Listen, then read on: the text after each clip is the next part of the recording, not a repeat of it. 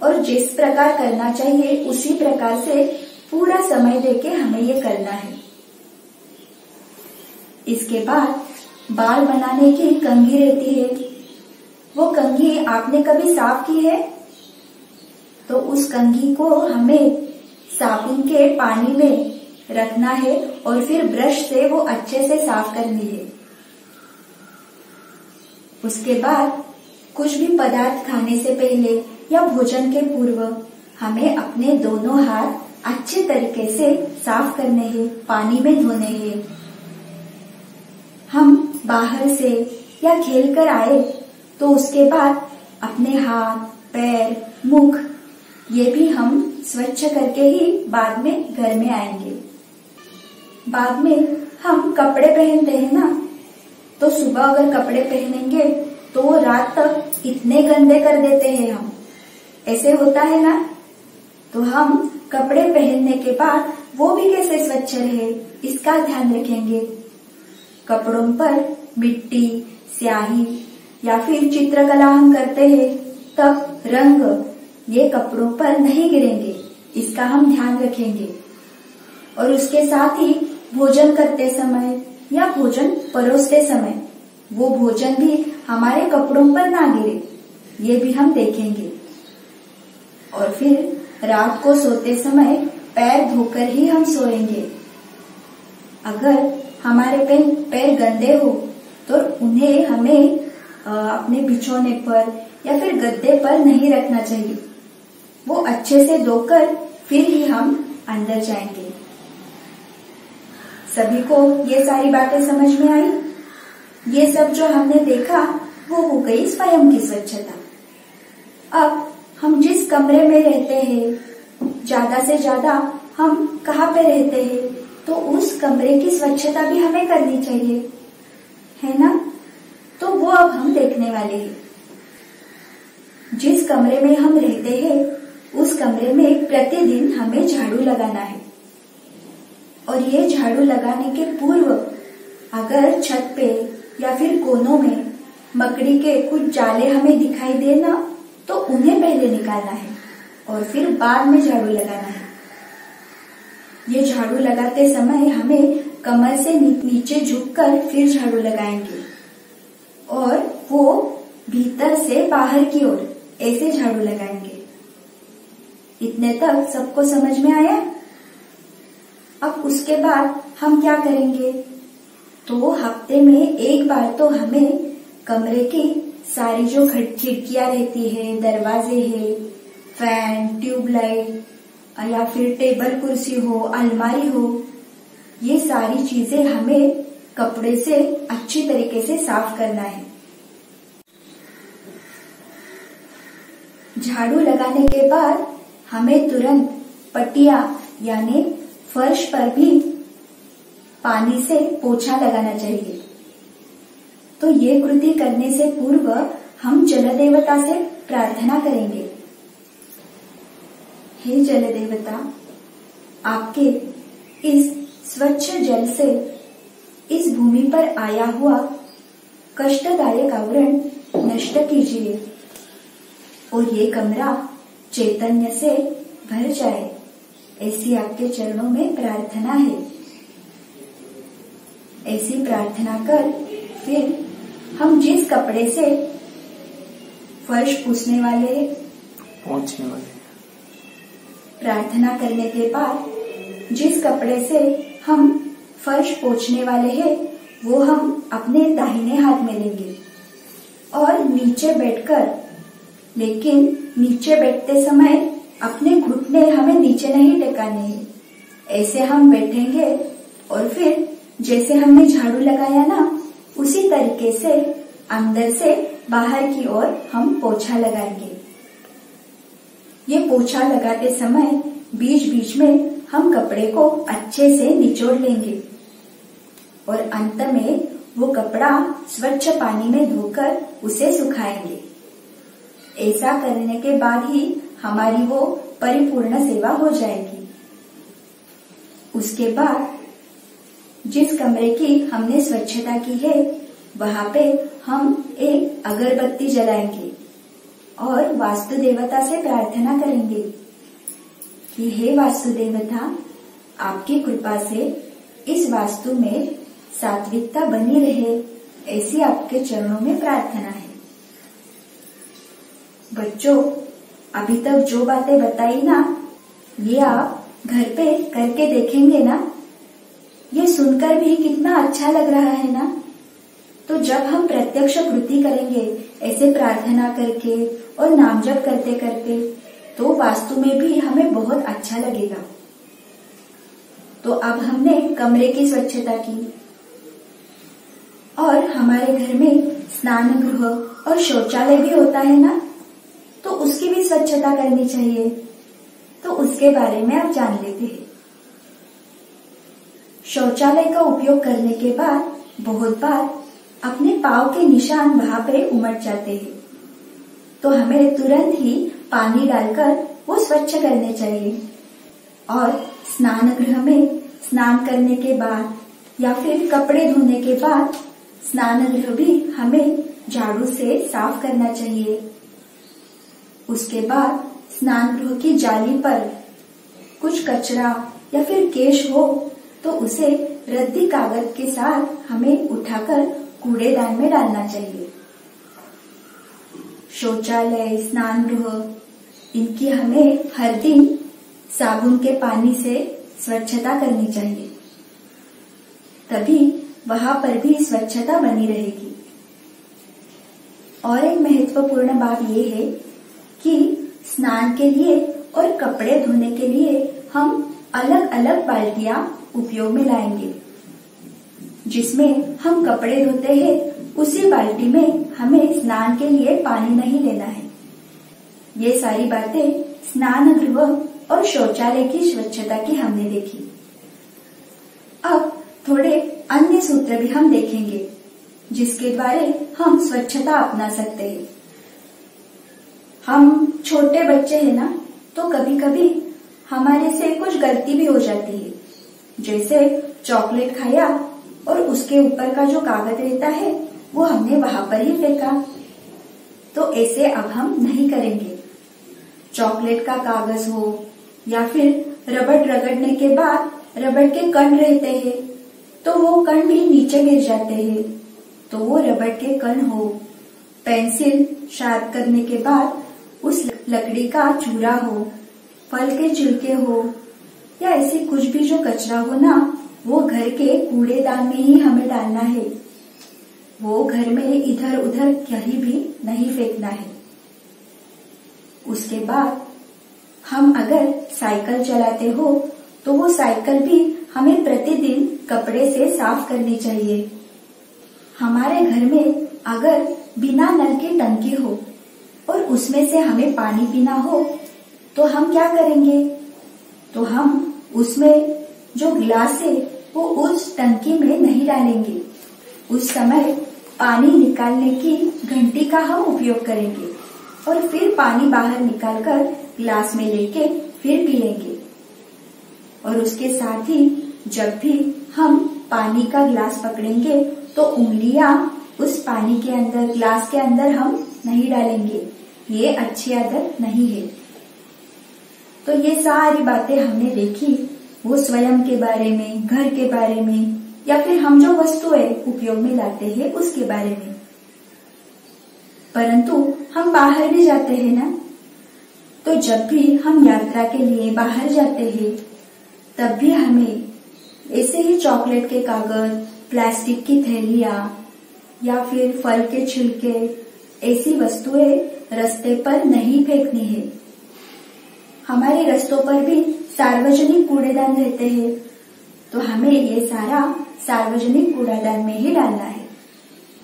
बच्चों, अभी हमने ये सारा बाहरी स्वच्छता के बारे में देखा, परंतु हमारा मन भी स्वच्छ होना चाहिए ना। तो ये कैसे होगा? ये भी थोड़े ही शब्दों में हम देखेंगे।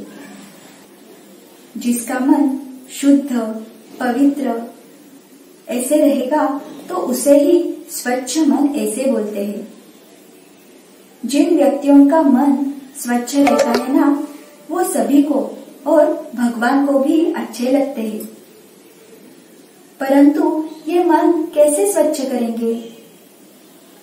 तो हमारे मन में जो स्वभाव दोष रहते हैं ना, उन्हें हमें हटाना होगा और हमारे मन में गुणों की वृद्धि करनी चाहिए।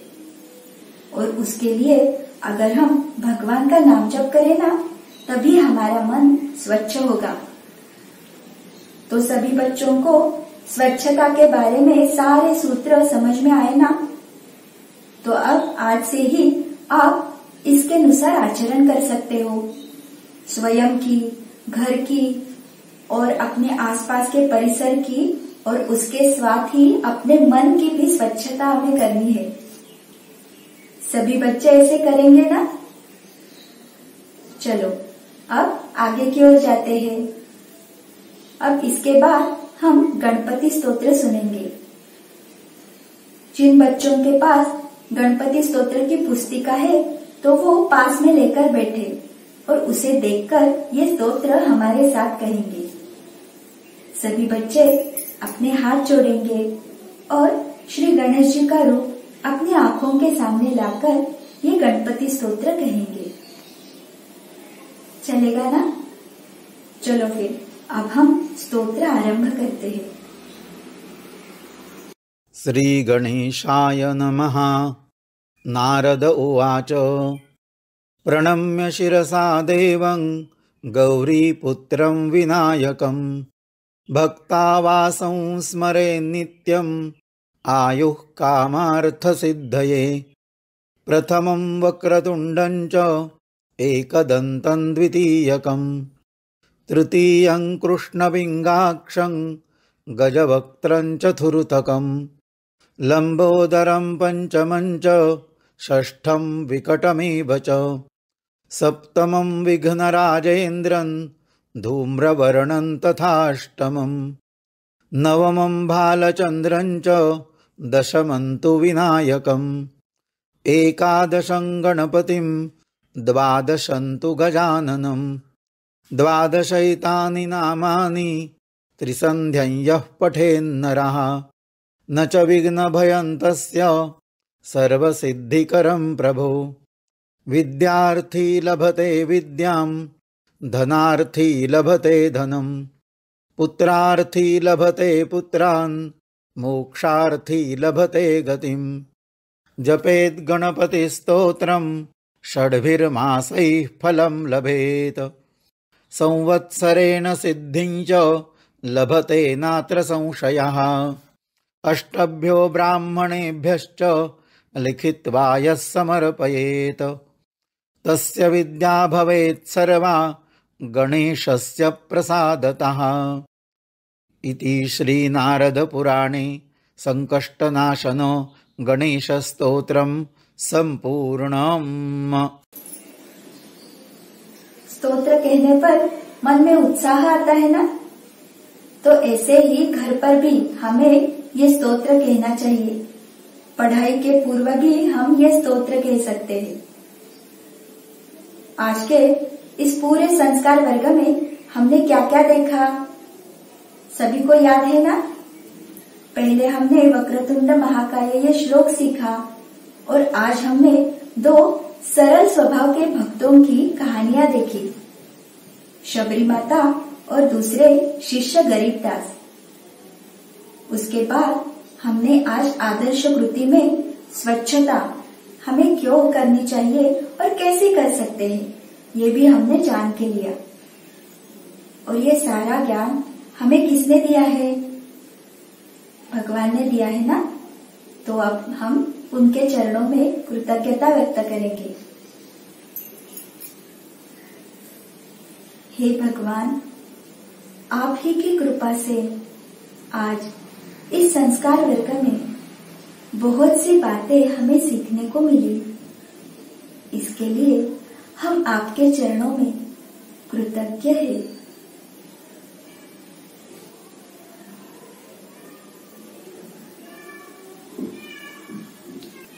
बाल मित्रों, इस संस्कार वर्ग के बारे में अपने अन्य मित्रों को भी जरूर बताना।